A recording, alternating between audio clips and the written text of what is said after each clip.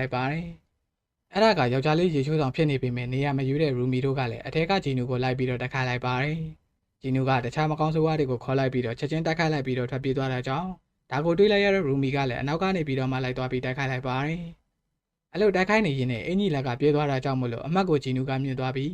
မိုးဆိုးတယောက်ကမကောင်းဆိုးဝါးလားဆိုပြီးတော့လည်းပြောလိုက်ပါတယ်။အဲ့ဒါကိုလည်းမီရာနဲ့ဇိုဝီကမြင်တော့မှဖြစ်တာကြောင့်မို့လို့ရူမီကလည်းသူ့ရဲ့အဖွဲကိုထားပြီးတော့ထွက်ပြေးဖို့လုပ်ပေးမယ်။ဂျီနူကလက်ကိုပေါ်ဝါလေးပတ်ပေးလိုက်ပြီးတော့ဇိုဝီတို့ကိုသွားပြီးကူလို့ရအောင်လုပ်ပေးလိုက်ပါတယ်။ဂျီနူကိုတော့လွတ်သွားပေးမယ်ပတ်ပေးခဲ့တဲ့ပေါ်ဝါလေးကြောင့်မို့လို့ဇိုဝီနဲ့မီရာကိုတော့မကောင်းဆိုးဝါးရဲ့လက်ကနေပြီးတော့မှကာကွယ်ပေးလိုက်နိုင်ပါတယ်။ဒါပေမဲ့သူတို့ထွက်သွားတဲ့အခါမှာတော့ရေချိုးဆောင်တဲ့ကလူတစ်ယောက်ကမကောင်းဆိုးဝါးရဲ့ဆုပ်ယူတာကိုခံလိုက်ရတာကိုတော့မသိလိုက်ကြပါဘူး။မြေရောက်ကိုပြန်ရောက်သွားတဲ့ဂျီနူကိုလည်းကီမာကစကားပြောလိုက်ပြီးတော့တချင်းကအလုပ်ဖြစ်မဲ့ပုံစံရှိတဲ့အကြောင်းနဲ့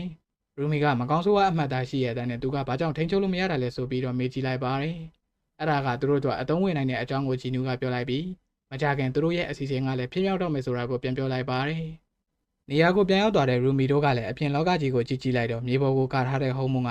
မျက်စိတမိတ်အတွင်းမှာပဲနေရာအနှံ့ကနေပြီးတော့မှအပေါက်တွေဖြစ်နေတာကိုတွေ့လိုက်ကြရပါတယ်။အဲ့ဒီအချိန်ဘော်ဘီကရောက်လာပြီးတော့ရူမီတို့ရှိုးမှာသွားပြီးတော့တွေ့လိုက်ကြတာမလို့လိုင်းပေါ်မှာလည်းစားကြပွိုင်းကပို့ပြီးတော့နာမည်ကြီးသွားပြီဆိုပြီးတော့လာပြောလိုက်ပါတယ်